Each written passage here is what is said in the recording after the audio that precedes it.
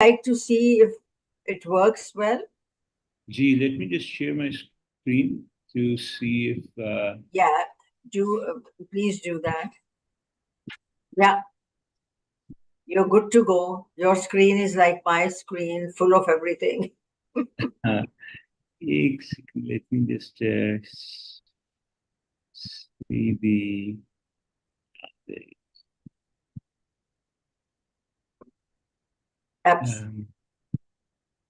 So the front page is visible? The front page is visible. Perfect.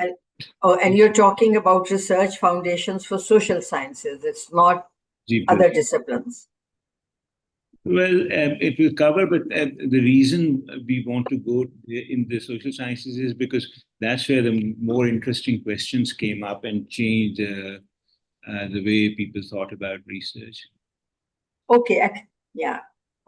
But try to explain that when you start your session, that why have you stated behind the foundations. Absolutely.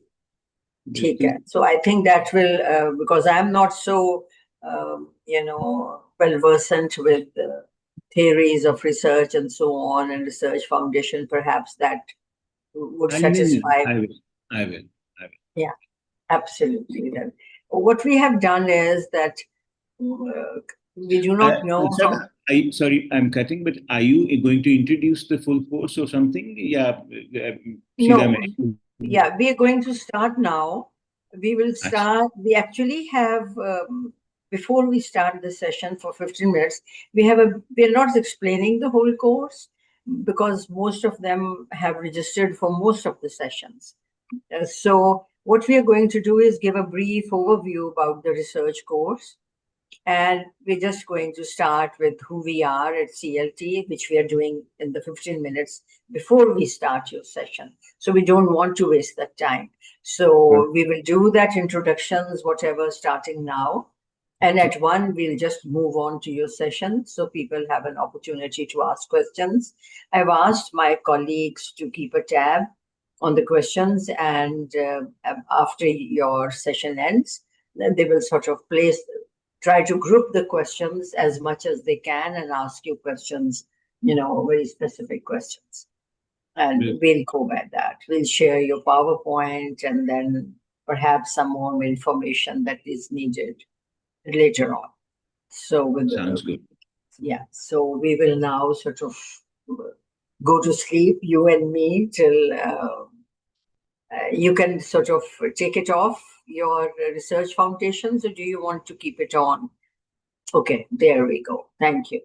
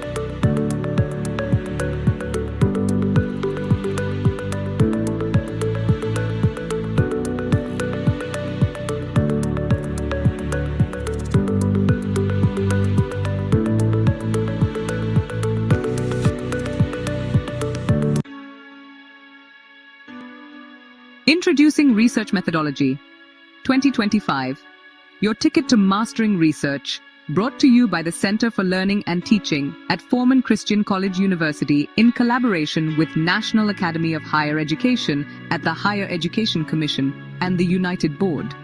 This isn't just another course. It's built around the renowned Vitae Researcher Development Framework, covering everything from deep subject knowledge to personal effectiveness, professional standards, and real-world impact. We are immensely grateful to our experts who have graciously offered their time and expertise in the spirit of knowledge equity. These experts are among the leading voices in their respective fields. And yes, it's 100% online and totally free, wherever you are in the world. Whether you're a postgraduate, early career researcher, or simply passionate about better research, this course is for you. Join us and be part of a movement for knowledge equity. Sign up now and unlock your research potential.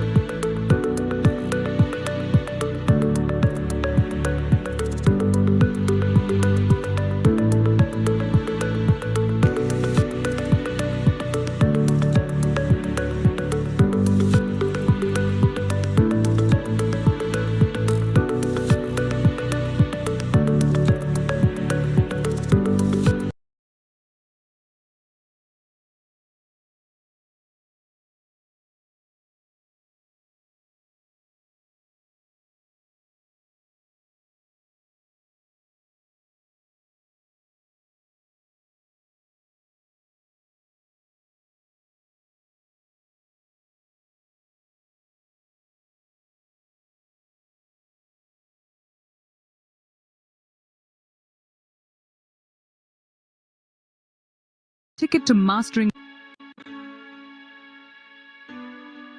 Introducing Research Methodology 2025, your ticket to mastering research, brought to you by the Center for Learning and Teaching at Foreman Christian College University in collaboration with National Academy of Higher Education at the Higher Education Commission and the United Board.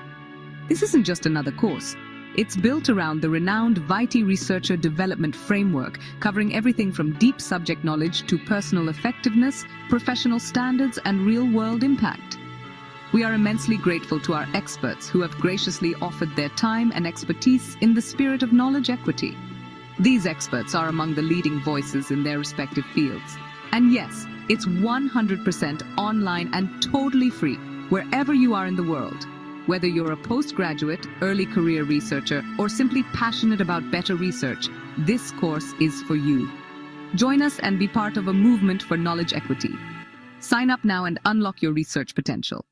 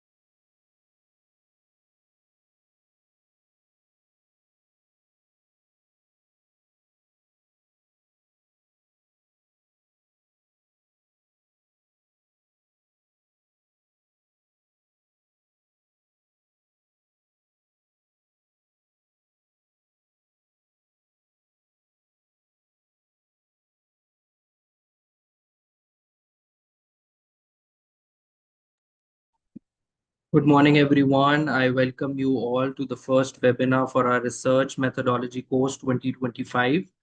I'll quickly share the netiquettes for the session. You're all requested to please rename your Zoom accounts with the name of your university first and then your name afterwards. Please note that you will be muted by the host during the session, and you can state your questions and comments in the chat box, and we'll cater to them towards the end of the session. The participants will receive certificates for individual webinars only, and you please rename your Zoom account so that we can track you. And for those who are joining through YouTube, you're requested to please state your name, your university name, and your email address so that we can send you the certificates. Please note that these sessions will be recorded and all these recordings will be added to the CLT repository for free access. Over to you, Dr. Ruxana. Hello, and everyone. Welcome to the first session of our webinar. It's been an exciting time. You just heard Gohar, who is our manager at CLT. I head the Center of Learning and Teaching, and you will see some of my other team by and by as we move on.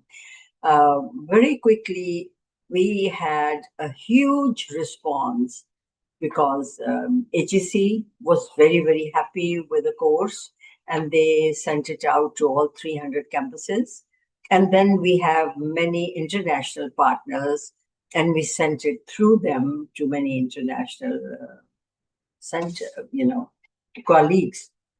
Just to give some numbers, we had for this session, we had 12,403 registrations, of which 10,000 plus are from Pakistan, and nearly 2,000 are from international campuses, which includes 112 countries of the world And all the continents are represented, started from Africa, all around Asia, Central Asia, Southeast Asia, Far East, Middle East, Europe, North America, South America, New Zealand, and Australia. Time frame probably for many is an issue. And so all the materials that are developed during this course are sent to all the registrants. That's the understanding. And that's why people usually register. But right now we have we are nearing 1,000 participants from many parts of this country. And I'm delighted to see as far as the North, Gilgit, and the south to, Balochistan, and so Northwest Frontier. And so it's an amazing response, and we hope to keep on improving our series that we have been offering since the past many, many years. And we have improved because of your feedback. And we look forward to that also in your comments. I'm now going on to what I've been telling him, you're the opening batsman. And I'm very, very delighted to somebody, a respected colleague. I've known him a long time, and he's a big name in education, Faisal Bari. He's recently been appointed as the Vice Chancellor of National Institute of Technology, but he also holds his position, I think, at LUMS. You're still teaching at LUMS, Faisal? Yeah.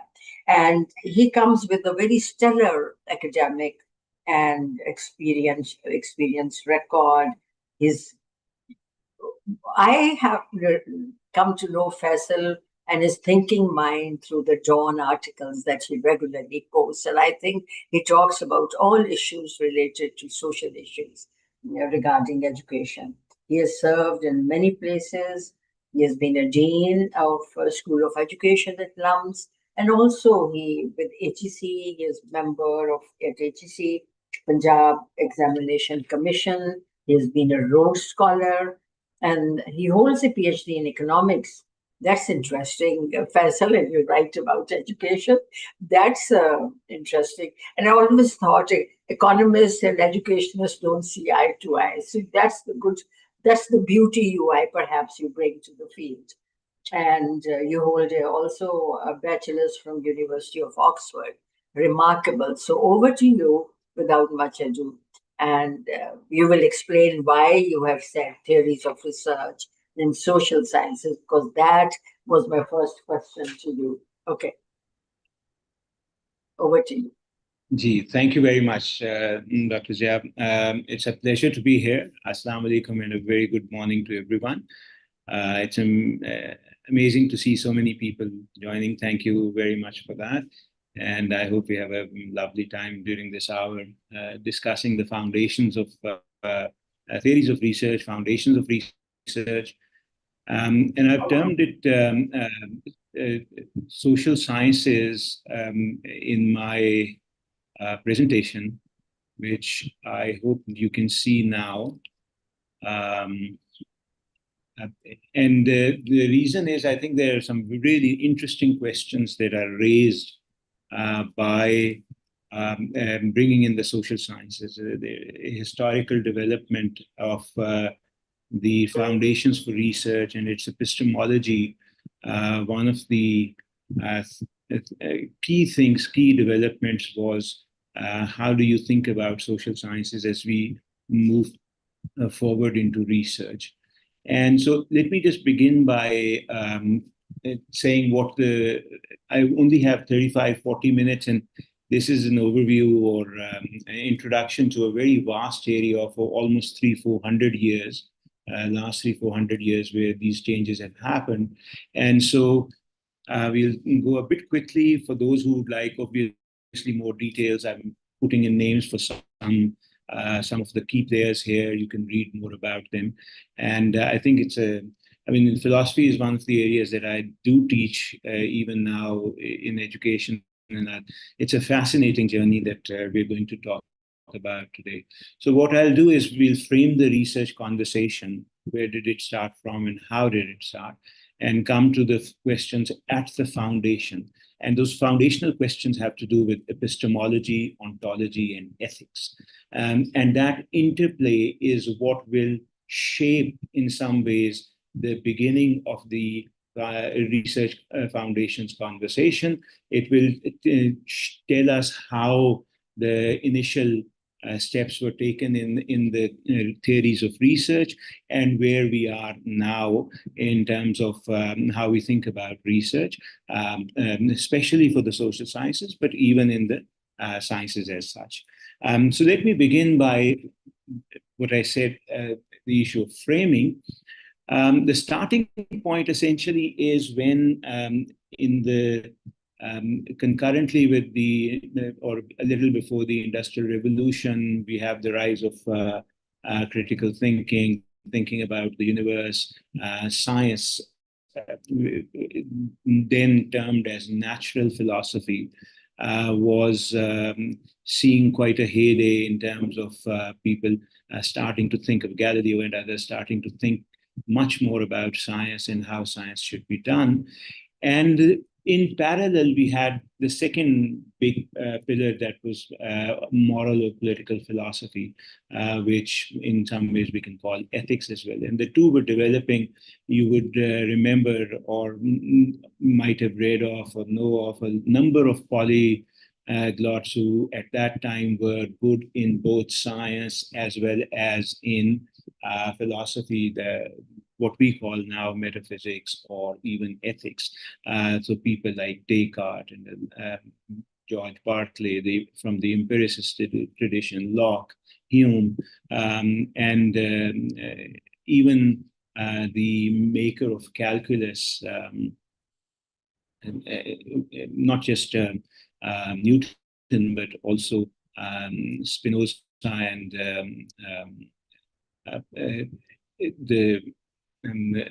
what was the other person who worked on calculus. All of these were on both frontiers of what is called natural philosophy and also frontier of moral political philosophy and metaphysics.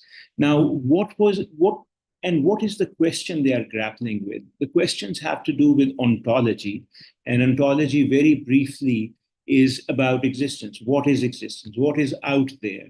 And people now had obviously views about that, views of the form that there's a reality out there which is independent of us. And so you had all these examples. If a tree falls in the forest and there's no one around, does it still make a sound? Is a reality independent of us and independent of us as in all living beings, etc., or is it, as George Berkeley said, where it's all in the mind of God? So questions of ontology: what is out there? What is existence for us as well as for the world beyond us, if there is a distinction between us and the world? And the second question, which we call epistemology: what is knowledge? What constitutes knowledge? How do we know? How do we know that what we call knowledge makes sense or not? And then, of course, ethics, which is questions about what is right and wrong, what is good and bad. And the key moment in some ways comes when people started thinking about natural philosophy, which is science, and ethics together.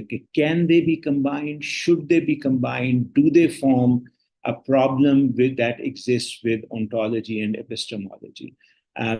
Can knowledge be independent of issues of ethics? This interplay is very, very important, and that's where really the question of what should be research methods, what's the foundation of research, that question starts arising, because a lot of people start saying, well, it's not just an observer looking at the world and trying to see what is happening there and creating, therefore, science and theory. Is the observer involved? Is the observer neutral? What are the views of the observer? Do they make a difference to the kind of science that gets done? How do we connect what is out there to what we can know? And how do we know the connection works? A question that Immanuel Kant labored over a lot, and then said that it was David Hume who woke him from his dogmatic slumbers, right? Because he said Hume had very critically shown that induction doesn't work in terms of a theory and thinking. It's not a necessary connection, it's just observed connection. And so if that's the case, then all our theories about the world became very precarious. And so Immanuel Kant came with an answer that there is a connection between us and the world. And then obviously the big question would be then what is our role in it? And how do we play that role, right? So it's not just inert substance out there being watched and played by inert substance on this side. It is a lot more complex than that. And so if you look at early empiricism, people like Francis Bacon, for example, they talk about, and they're very clear about the empiricism that they're building is that we start with observations. Observations for them are theory-free. They are facts, right? They're out there. The stone falls towards the earth, or whatever is it's a fact. They are indubitable. You cannot doubt them. We will see that there's a huge role in, for example, Descartes also. But in terms of observations, they are indubitable. The sun rises. They are theory-free, and they are value-free. Value in the sense that you are not associating a normative thing to something, you are just observing, right? It's not that I think it is good or bad, I think it is right or wrong. It is value-free observation. And then, of course, the empiricist said that from observation, we go to a tentative generalization, which is induction, right? You observe the sun rising every day and you say, oh, it's going to rise tomorrow. And you have a general theory about that, etc. Then comes verification, which leads to either rejection or law. Of course, this becomes a lot more complicated, a lot more nuanced, but this is the basis for what the usual example that we give of induction. It's almost in every introductory philosophy text. You'll see Socrates is mortal, Socrates is a human, therefore all humans must be mortal, right? You're going from observation to generalization in the law, the induction argument.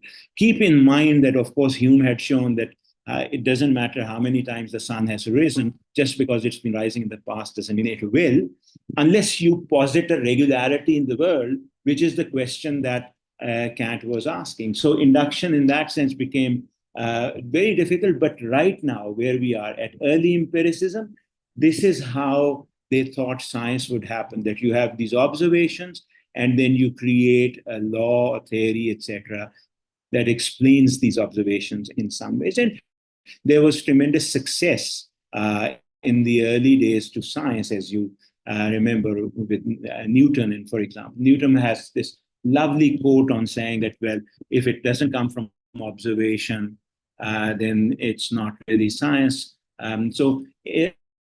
Early empiricism, in a way, starts with observation, ends with observation. It gives observation that space and level of being theory-free, indubitable, value-free, and so on. Now, the other side of the early development in theories of research is what comes from Descartes, which is the rationalism. This is the other way, in some ways, that you begin with a hypothesis. And that hypothesis is, in Kantian terms, a priori, is not dependent on observation. It is independent of observation. Where does it come from is a good question. We'll come to that later. Then you test that hypothesis and you can accept or reject it, right? You begin with the hypothesis, all humans are mortal.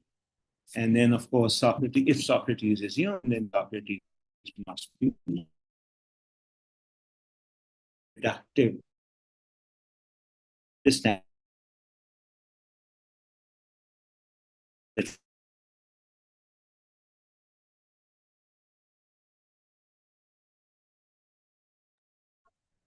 Faisal, you've got frozen. So perhaps it's a good idea if you stop your video and perhaps the net will be better.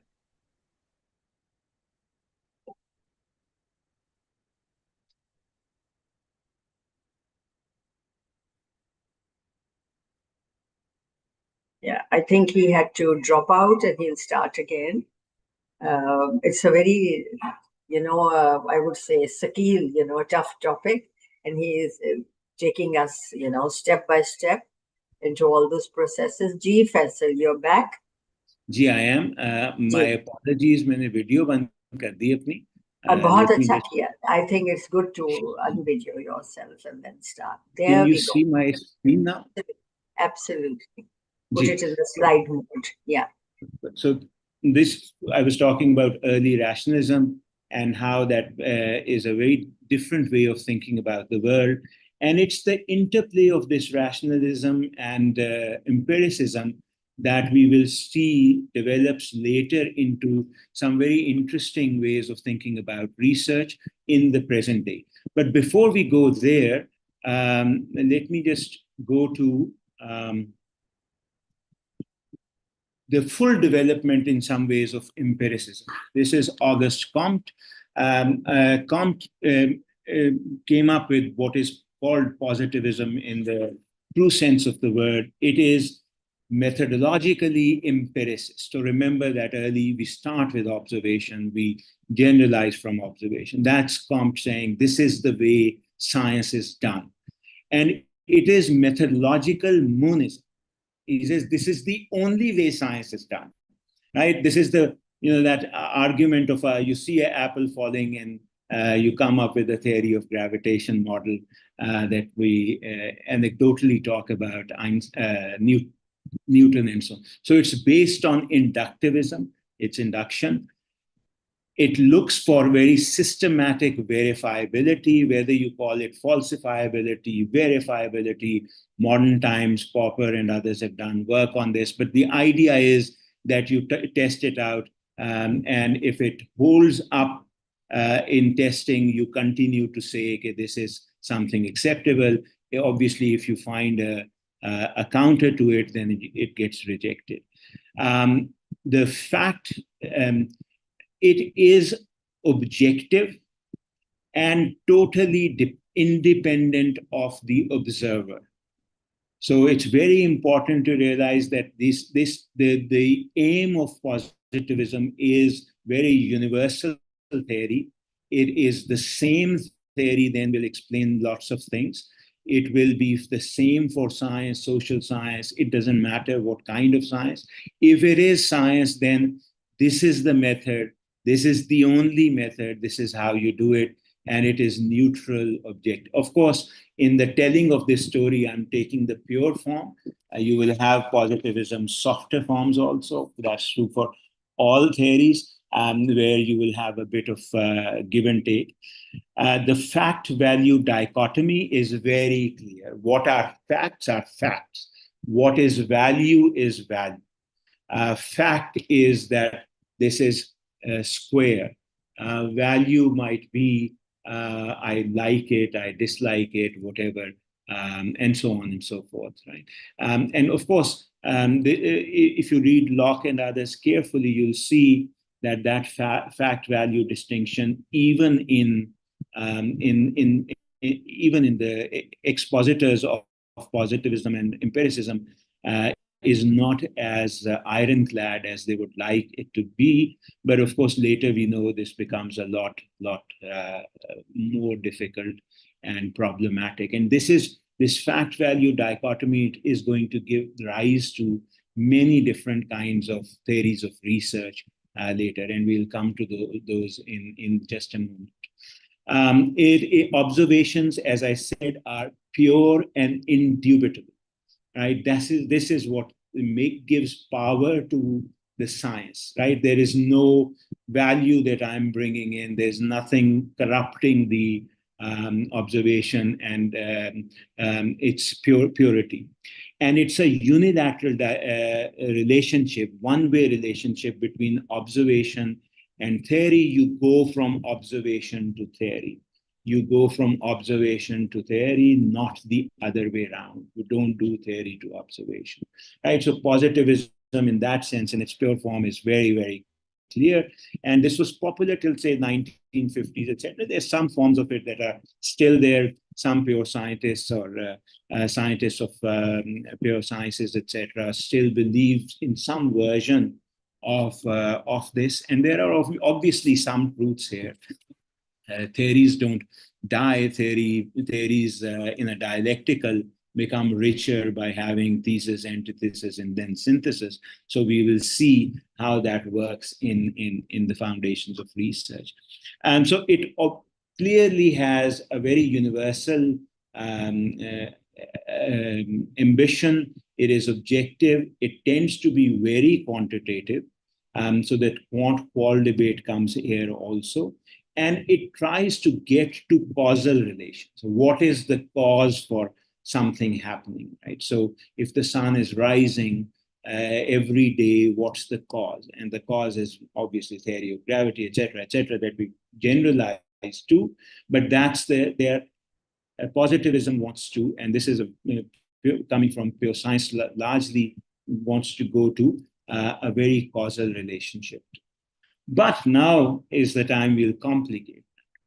So one of the first questions to think about really a lot harder is, but what if we do not have the kind of regularities that we see in natural science areas, in social science areas? And you can take examples from any laws that you like from economics and political science. The laws of physics are of a very different, in some ways, nature and scale compared to, say, the law of demand. The law of demand says that when price goes up, demand comes down and vice versa. But we know that under many different conditions, that's not going to hold. Look at the iron law of oligarchy in political science, or any other law for political science for that matter. In social sciences, we deal with conscious beings. We deal with sentient beings.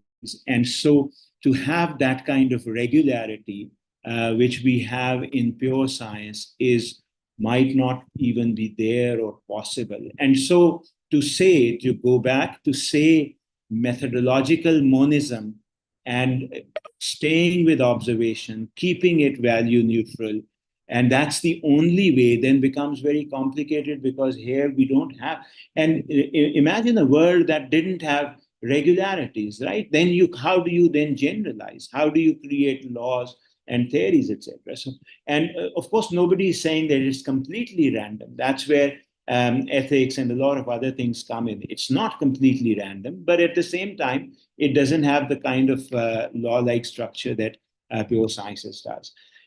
Is there one scientific method? That question has been raised many times, and that we will come back to this in a moment, because there isn't. Now, we live in a world of theory pluralism also, and there's a very good reason for that. A big question was about the objectivity of the person who's looking. But the problem a lot of social sciences raised, and many of the versions of theory later coming up, is subjectivity is about consciousness, personhood, agency, and a lot of things that we value. I mean, take a simple example, right? You have somebody raising a hand in a voting process. They are voting for XYZ option, and they raise their hands to vote for that. Now, if you were only doing causality relation, you would be asking the question, why have they raised their hand? But to understand their reasons for raising hand, you have to understand the subjectivity of that person also, their agency, their personhood. And that's not going to happen through only objective fact observation. It's going to happen by actually deeply understanding the context the person is in, their historical ways of saying. Even understanding somebody raising a hand is going to require that this is how democracies vote, for example. when it is by raising hand. You have to have that context of democracy. You have to have an understanding of what it means. And the same symbol will not have the same meaning across cultures also, across history as well. Take a simple example of thumbs up, right? A thumbs up in America is somebody saying, great, go ahead, etc. But a thumbs up in other cultures is considered rude. And it's considered not acceptable as a, right? So that subjectivity, cultural relativeness, historical context, and subjectivities of the person matter, and they matter a lot. And where interpretivism comes in, the world is meaningful and its meaning matters. So what meaning we give to the world as persons is very important. And that's been a tremendous critique of positivism, which has allowed us to go into interpretivist theories, and we will come to some of them in a moment. What do they mean? We are social, as in we are grounded in our social realities. Our understanding is historically and culturally conditioned. You can think of any number of examples that are better explained through understanding the history and culture of the people that it is coming through, whether it be practices in, say, India or Pakistan or Africa or North America or any of these places. We are essentially social beings that are very rooted in our history and culture, etc. And the question then that was raised by many theorists is, can we be objective? What does it mean to be objective when you are so historically, culturally conditioned? And in some cases, or in many cases, is it even desirable to be objective? To think about when you're studying, for example, child labor, or you're studying a problem like how many working hours should it be? Should it be 80 working hours and children also working, or should be restricted to 40 hours of a work week? Is it desirable in all circumstances to be objective? By objective meaning, okay, you don't have a position on what you're studying. Think of slavery, for example. Think of any of the practices, sati that used to happen, or honor killing that still sometimes happens in Iraq. I mean, do we want to be objective when we are studying these? And is it possible to be objective when you're studying this? Won't your personality and person come into when you're studying such subjects? Popper, obviously, and the rationalists thought that all observations are theory-laden. This is something, it's a, I think, neo-Kantian point that Popper and others were making, that observation is not theory-free. This notion of observation as indubitable fact is a myth to a certain extent. And of course, you will find many examples in the work of Popper and rationalists to think about that. All sociological theories are limited to specific social groups. This is Mannheim and the relativism that he brought to theory, that you have to have historical, cultural context to understand sociological. Sociological theory can't be universal and monist. It can't be one universal theory. And if you want to look at a good example of trying to understand something in the context of the theory, the Balinese cockfight that was studied by one of the anthropologists, a very famous one. If you just Google Balinese cockfight, the paper is an amazing example of what is called thick description and how you do theory in that area. The question of value freedom, value neutrality, value relevance. As I said, when you're studying bonded labor, honor killings, out of school children, is value neutrality possible? Is it desirable? Should the researcher say, oh, I'm only studying how many children are out there, out of schools, but I don't have a position on it, etc., or on honor killings or on bonded labor or whatever. And both questions are important and should be thought carefully, because in research they matter. They matter because should we be indifferent to the moral implications of our research? Clearly not. And then if we are not, then are value neutrality possible and desirable?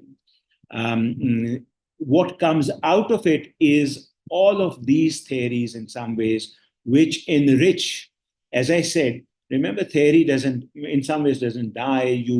By pushing its limits, you think of its limitations. And that's what a lot of theorists have done when they're thinking about positivism, the scientific method, trying to copy pure sciences methods in social sciences, and economics probably went the furthest in this attempt, trying to mathematize all of economics. So if you look at 1940s and 50s work of a lot of people, Samuelson and Arrow and others, and Debro, that was a huge attempt to mathematize most of economics, especially micro. And the limitations came out very quickly in the 60s and 70s, when economics became a lot more, you went towards descriptivism, hermeneutics, which is essentially meaning and interpretation matters, right? You interpret, it's not just text being interpreted. So it's not just when a poet has said something, what has the poet said? What is your understanding of what the poet has said? So that will always be an interpretation. Some extreme people will say you will never know what the poet actually said, because you will always be interpreting it from your point of view. Yes, you can have a better understanding of what the poet said or what the researchers said by looking at their context, their culture, their history, their interpretation, etc. But will it ever be a guarantee that you have gotten to what they actually wanted to say? No. These will all be interpretations, good, bad, closer, not so closer, etc., etc. Value neutrality, that question, can there be value neutrality, has raised very nice theories that have come out, theories of research that have. So it has given, for example, rise to critical theory, right? Critical theory talks about the structures of inequality that are built into our societies, etc., and looks at them directly and says, how can you be neutral when you are studying inequality, or when you're studying how children will fare in their schools and go beyond, when you take a critical view to existing facts and say, well, these facts are embedded in current structures and so on. So that led to an entire flowering of what is known as critical theory. Feminist theory in some ways is a part of that, at least to my reading. Obviously, it is standing on its own, but it has its own ways of looking at the world. But it takes a very critical lens to that idea of not just methodological monism, but also one way of doing research and value neutrality, etc. Similarly, look at the question of disability theory, for example. A lot of people used to take the medical view of disability, right? Somebody has a limitation in terms of physical movement, or can't see or can't hear. But a lot of modern theorists have talked about, well, isn't that a social construction that you're putting on? Yes, underlying there is a difference. But the fact that you think stairs are normal rather than ramps is what is leading to a problem of interpreting disability. It is the structures that you're creating, right? Why are stairs more natural or normal than ramps? And stairs are, of course, a construction. It's a social construction. So if you say that there are stairs everywhere, then clearly somebody who can't walk will not be able to climb those stairs. But if we had a very different notion of mobility, and if most people had wheels on their limbs rather than feet, we would have a very different notion of what is normal and natural and so on. So in some way, disability is a social construction. Yes, of course, there's an underlying fact of difference, but what we then make out of it in our social structures, in our society, is a social creation. And similarly, finally, postmodernism is very much in the same sort of critical frame that a lot of people have, and is very historical, contextual. Some of the postmodern theorists have very explicitly done that in the latter part of the 20th century, middle 20th century and onwards. So we're almost 40 minutes into it. I do want to come to some discussion questions, etc. So let me say where we are. I think this is a fascinating area. It's, as I said, it's 300, 400 years of thinking of very intelligent people who spent a lot of time thinking about research and questions and so on. So if people are interested, they should definitely delve deeper into some of the work and authors, but it will take time. Some of these authors are not easy to read, but more than easy, they obviously they represent their time and how thinking was done at their time, and so it takes a bit of time to get into them. So let me just say, social science will not have the same type of, I think it is clear for most people, most researchers, that social science will not have the same type of theory as physical science. And dreams of one method and one theory that explains whether it be causality or whatever, they are over.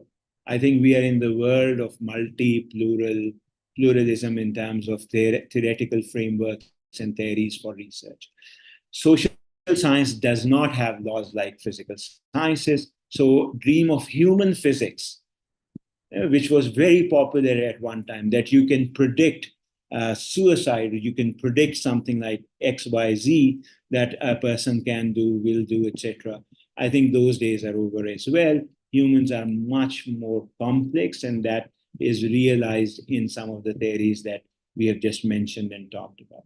There cannot be a methodological monism, which means that for any researcher thinking about doing any research, you have to think deeply about your method. You have to think about what is the method that you want to utilize for your question. And I'll come to what determines in some ways the method, at least my understanding. Subjectivity is important. Human subjectivity is very important in research as well as in understanding the world, in understanding what is happening and creating how we understand the world as well. And you cannot do away with subjectivity in both methods as well as in research. Interpretation is ubiquitous. It's everywhere. Interpretation is what we do when we are trying to think about facts, which are, again, in some ways not value-free. They are not indubitable. They are created in a certain context, and then, of course, we interpret from that. Value neutrality, even if possible, might not be desirable. So again, remember, we started by asking what happens when we bring together ethics and epistemology and ontology. So value neutrality then has to be thought through carefully. Should I be value neutral? Can I be value neutral? Maybe all research doesn't require. Yes, we should reveal our preferences or our subjectivity or our biases if we can, or the positionality that we have as a researcher. And that is for transparency as well as for other things, it's required, but it might not be possible or desirable to be value-free or value-neutral. So the final thing, the question that you have in terms of your research, that will determine the method that you use. May I say it twice because I thought it was worth repeating. The question determines the method. But self-awareness about your method is very important, because that's where the cycle of justification, knowledge, that's where epistemology comes in and is very important. You need to make your epistemology very clear. Okay, what is the kind of knowledge that you're creating and how? And that requires self-awareness and self-reflection. Let me stop here, and then hopefully we can have some discussion and look at the questions. Professor, I have heard this theories of research from the different experts who have been a part of our program. And you have broken it down so simply into bite-sized concepts, and we've linked them together so it's easy for you carry the reader along. Thank you so much. We have some questions, and I'm requesting Mehwish Raza. You see her on the screen. She is the deputy head at CLT, and she will place the questions that you have had in the chat. As I've known that Zoom, we have surpassed 1,000, and another 1,000, I think, are right now at live stream, and they have also placed their questions over there. So we've tried to put the questions together, right, Mehwish?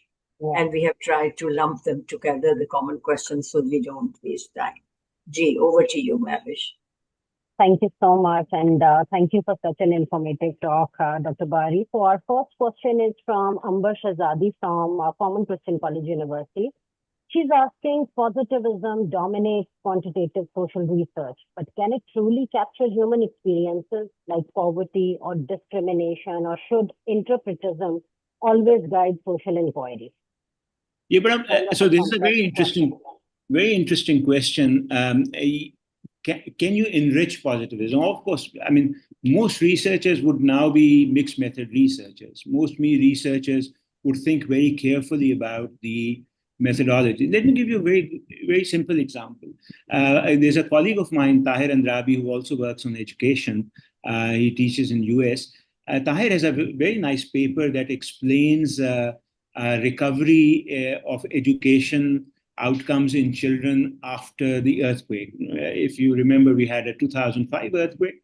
After that, they went a few years later, they did the survey again to figure out which household had, and the children in which household had better recovery in terms of educational outcomes, height, weight, and things like that.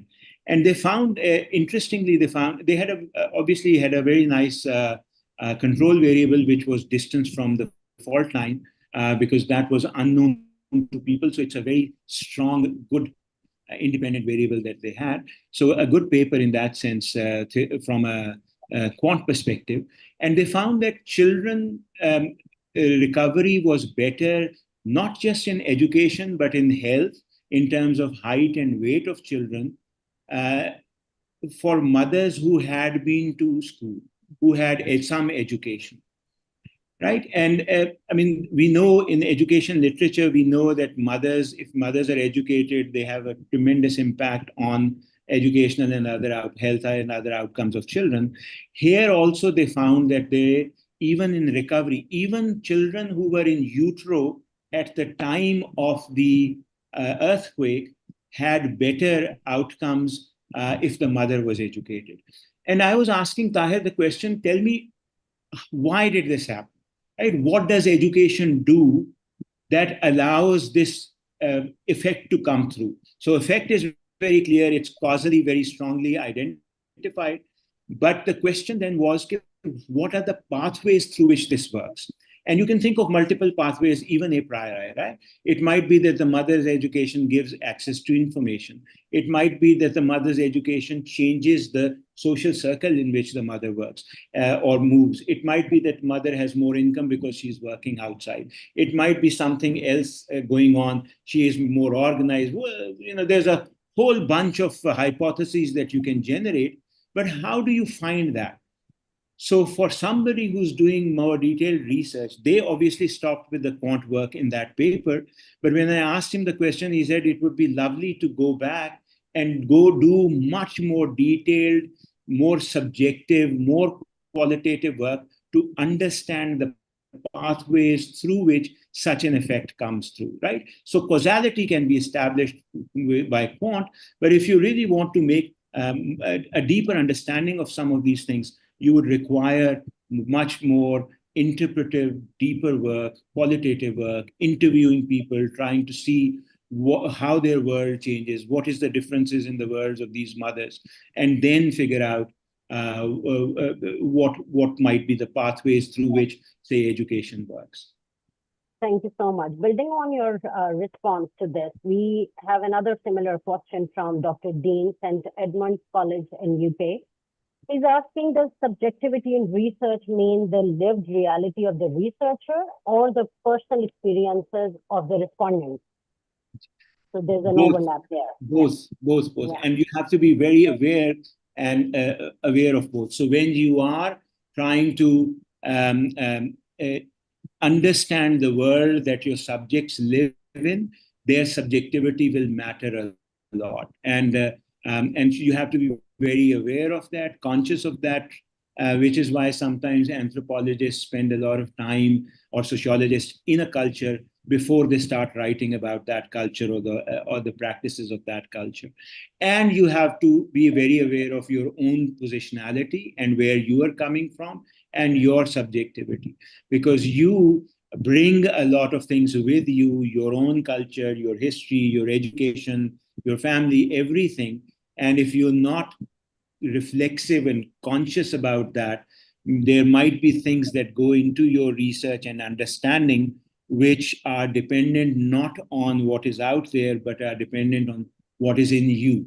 And so it requires both awareness of both kinds of subjectivities.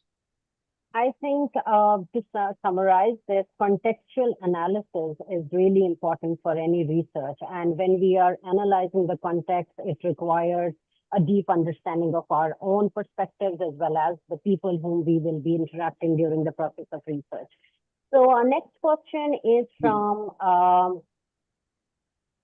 Rabia Shahzadi, and she's asking if you could please elaborate on the concept of value neutrality in research. And this question is from Rabia Shahzadi from Punjab University. I mean, think of any difficult question that we look at sometimes. Think of bonded labor. I mean, are we, as a researcher, do we just study it, or do we have a position on bonded labor as well? Can we be neutral about something like bonded labor? We say, oh, I don't care. I'm only studying what is bonded labor. I think that's a very hard position to take. I know for myself, I would never be able to say I'm completely neutral to the plight of what the children are going through. What their existence is like, what is happening to them under bondage, etc. Right, and that my value system, etc., will come in whether I acknowledge it or not, and it is better to acknowledge it. It is better to take that on head on and say, look, I am not neutral in this case. I do have a strong or weak, whatever position in such a case that this should not be happening. And my research is showing the kind of lives it leads, etc. And of course, keep in mind my value position also, because that might have impacted in how I have interpreted certain things. And that's important to show up upfront.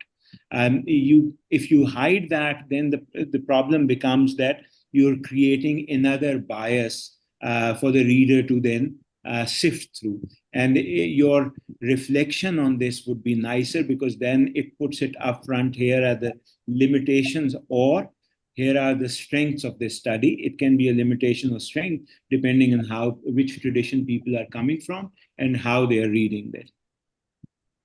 So building on this, we have a relevant question from Maliha Ali, Sindh Institute of Medical Sciences. She's asking, when formulating a tentative hypothesis based on prior research or personal experience, how can we ensure that it remains unbiased?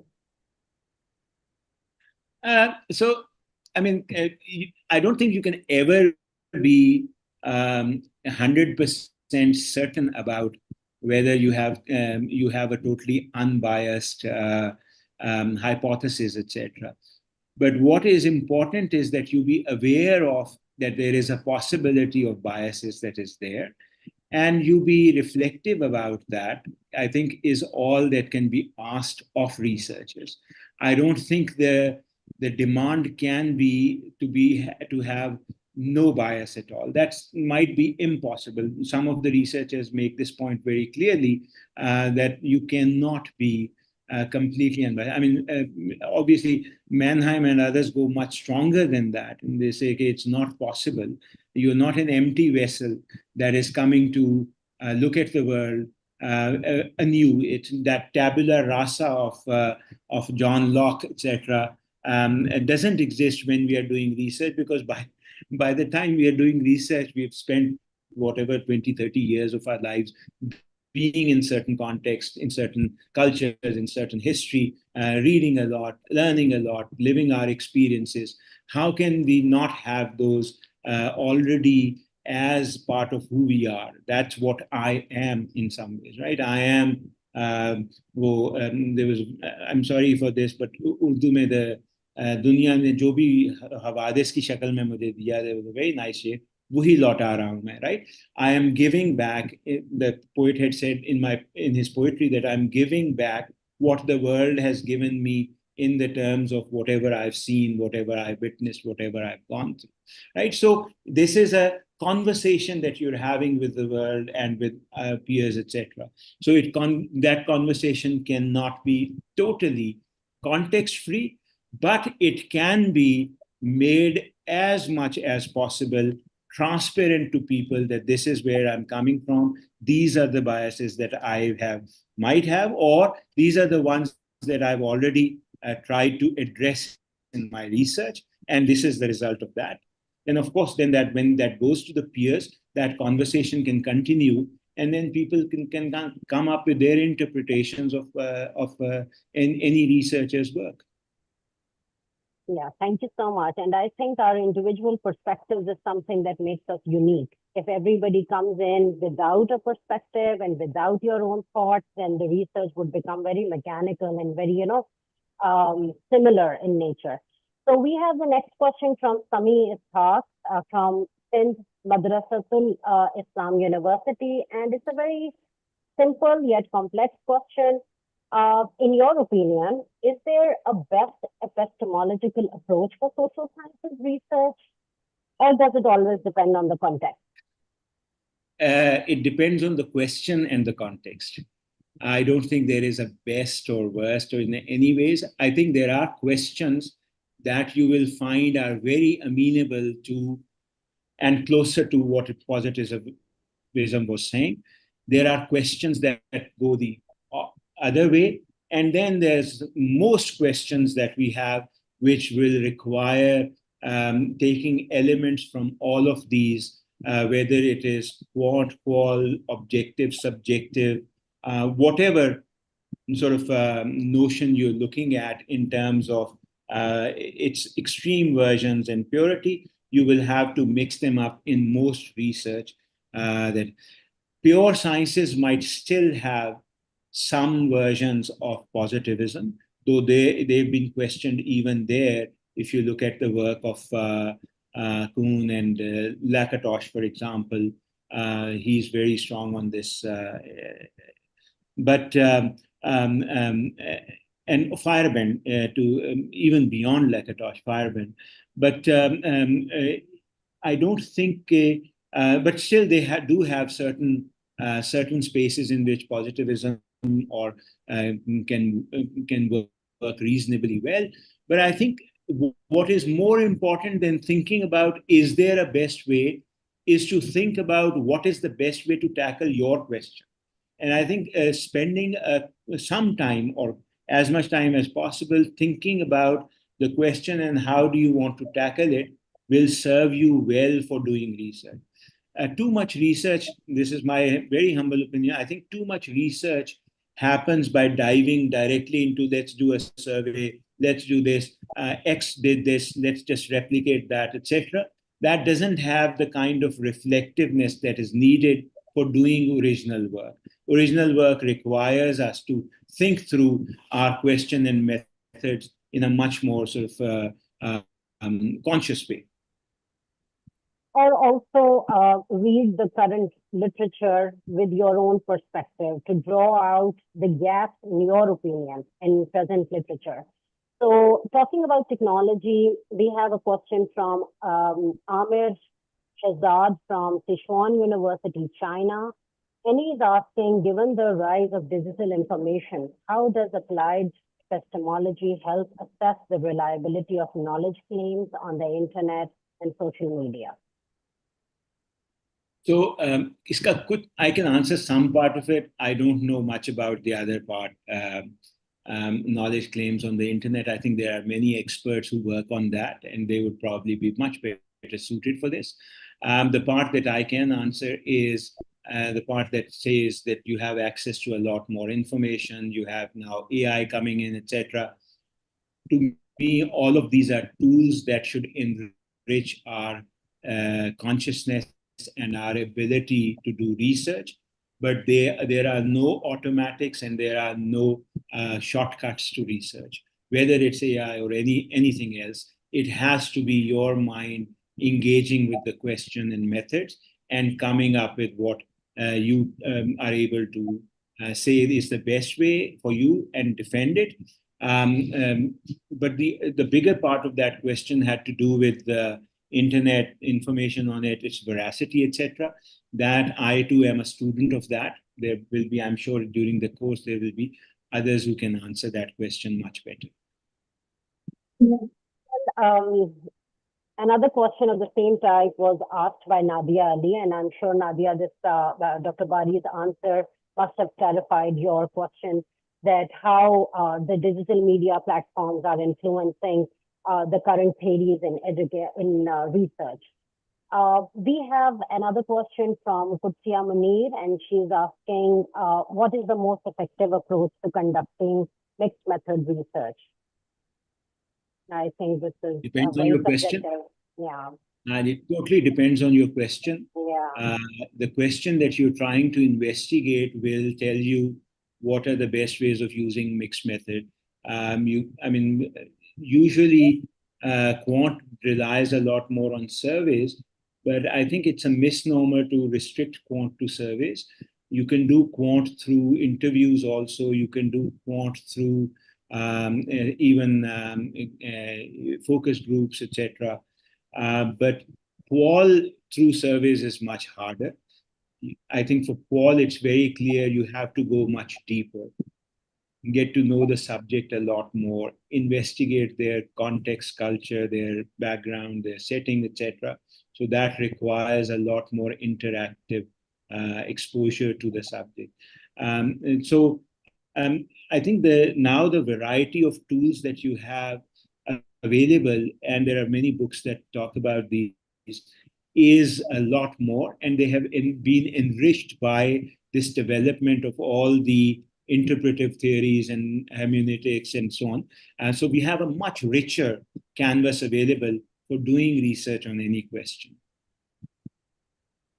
Yeah, so this answers the question asked by Sajid Hussain earlier. You asked that which book or article should you read to dwell further into these topics. So I think this answers that. We have another question from Emilia John, and she's asking if you could please provide a simple example to help understand the concepts of ontology and epistemology. So epistemology is what is knowledge. And we usually, the older definition for that was a justified true belief. When you say, I know there's a door in front of me where I'm sitting. Now, it is true. I believe it to be the case also. And I have a justification for saying that as well. And that justification is the world of causality and everything that goes with it. I can see the door in the past, the site has been very clear, etc., and so on. So there is when you say what is knowledge, one definition which has been questioned and enriched later was knowledge is justified true belief. in its, let's say, this was an older, pristine one. And then, but the question is, okay, what is justification? What kinds of justification will work? So give you a simple example. This has been quoted in many philosophy texts. There's a soldier who goes missing in the war, and the army, deciding on the evidence available to them, think that he's died.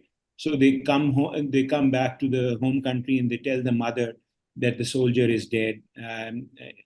But actually, the mother says, no, he's alive. I can feel him, he's alive. Now that's a mother's feeling, right? Now the question is, does that constitute knowledge? And we are constrained to say, well, no, it doesn't constitute knowledge, because what's the justificatory mechanism? Even if that soldier is alive, what's the justificatory mechanism that makes it knowledge for the mother? And so if we don't have the right justification, of course, eventually we might find that she had some way of knowing that might provide a justification. But till we have that justification, it's not knowledge, it's a hunch. So that's the entire area of what is knowledge is epistemology. This is obviously a very important question for foundations of reason. Ontology is what is out there. I mean, you have many different versions of it, right? Is it only my mind? Are all of you a figment of my dreams? Is there something existing beyond my mind? Are there other minds there? Are there bodies? When we say there is a body, what do we mean? Is it independent of mind?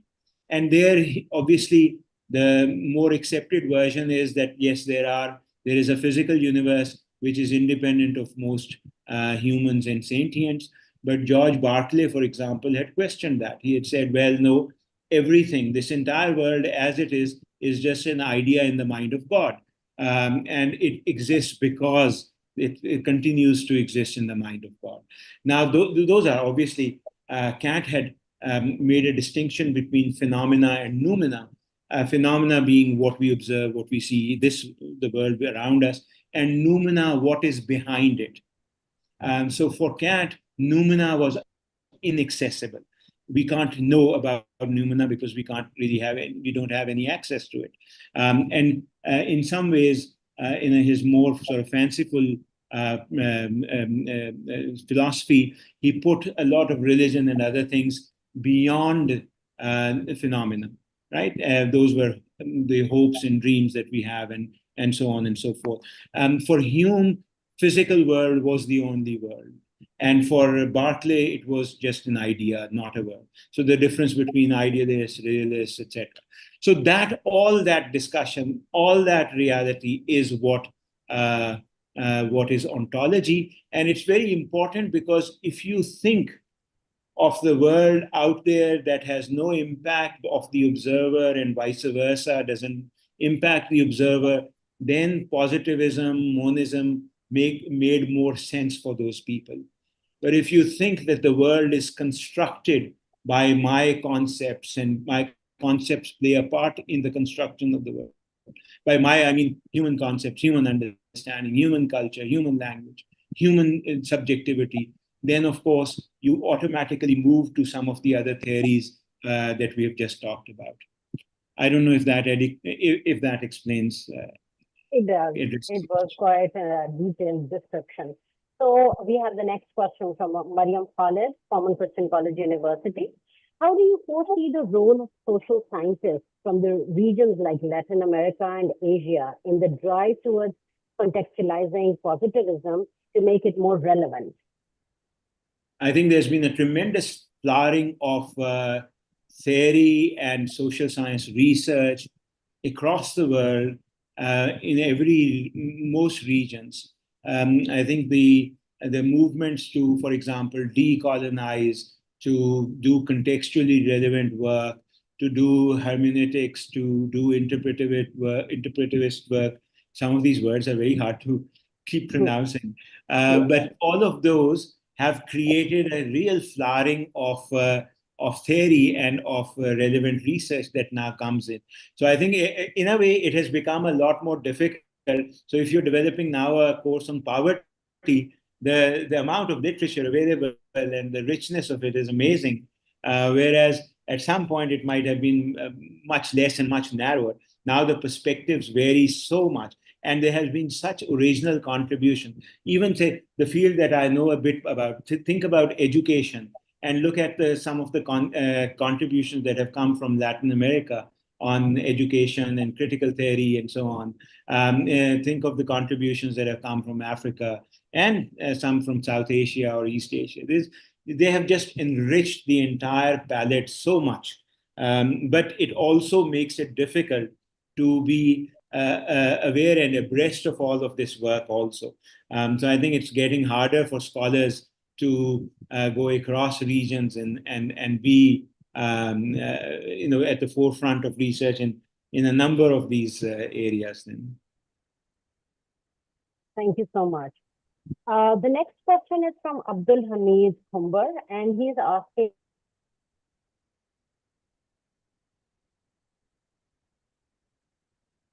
Sorry, maybe I lost your voice. Maybe my yeah. Yeah. She is break the vicious cycle of now. Okay, so my internet connection is not stable. I'm gonna turn off the video. I hope I'm audible now. Yeah. Ji, bilkul, ji. All right. So our next question is from Abdul Hamid Kumbal, and he's asking, how do we break the vicious cycle of monism in the theories of knowledge? By creating more research, by doing the work. And that's how let many flowers bloom. So produce the research that questions some of the monist versions, and we'll have a much more interesting palette.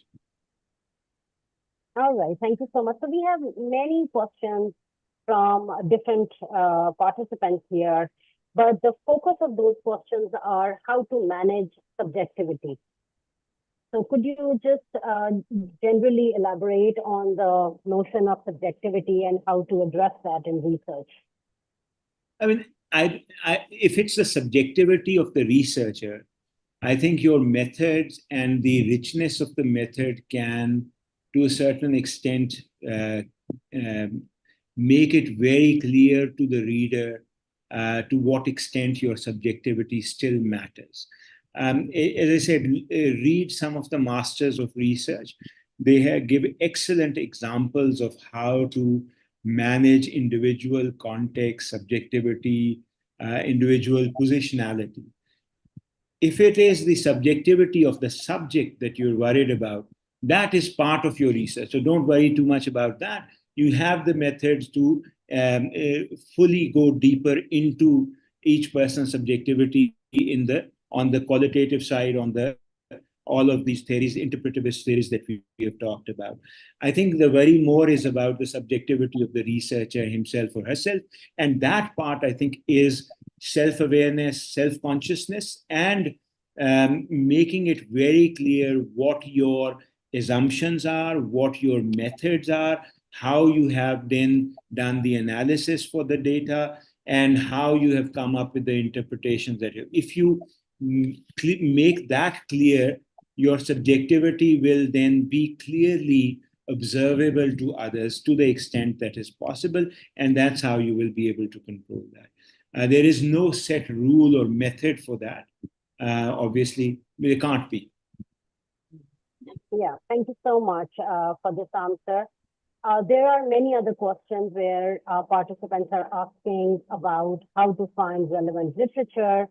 And the reason I have not posted this question here during the question and answer session is because the next webinar, which is happening in 45 minutes, answers this question, and it will help you retrieve related literature, understanding literature. So join us in the next webinar, which is about AI and research. And with this, I would like to thank you, Dr. Bari, for such comprehensive responses. And now I would request Dr. Rukhsana to please close the session. Yeah. But before I close this session, Faisal, there's one last question from a colleague, Mariam. And I thought that was something that would really interest you. How do you foresee the role of social sciences from regions like Latin America and Asia in the drive towards contextualizing positivism to make it more relevant? We're talking about creating our own knowledge. And I think that should be the last question, if not the least. Yes. Dr. Rostana, he already answered that question. We asked that from Okay. Mariam Khaled. Okay, Yeah. you did. Dr. Sarah, Yeah. I mean, I think that development is definitely happening, and we Yeah. see a lot of it in Latin America as well as India, and to a certain extent now in Pakistan also. I mean, in recent times, Pakistani scholars have done some amazing work in history, for example, in sociology now increasingly, and I think it's getting deeper and much better. And in some other areas as well, which I obviously don't know. I think there are some areas that are still missing, and we don't have the depth. My own feeling is that economics is still too narrow. I know my economist friends are going to kill me for saying this, but it is still too narrow in Pakistan. It is still too looking to the West too much. But hopefully that over time we'll have more depth as we have more and more people, more researchers and universities trying to do high quality research here. I totally agree. I'm sorry I missed that, Mavish, because I thought that was really a powerful question and we need to dwell on that. Thank you so much, Faisal. It was a delightfully easy. You made it bite-sized and comfortable for us to swallow, because it is a tough discipline. It's like you need to know about theories, and that's a tough call. But we are trying now, and I think we should try to make our own theories for our own context, and that's the next step. There are lots of other sessions to come, and lots of your answers that you have posted will be taken care of them. For now, we bid you goodbye, and thank you so much for staying with us, nearly 2,000 of you. We are very, very thankful for your support and for your attention. Thank you. And now for the next session to Mavish, we are getting ready for your session, okay? Okay, thank you. Thank you.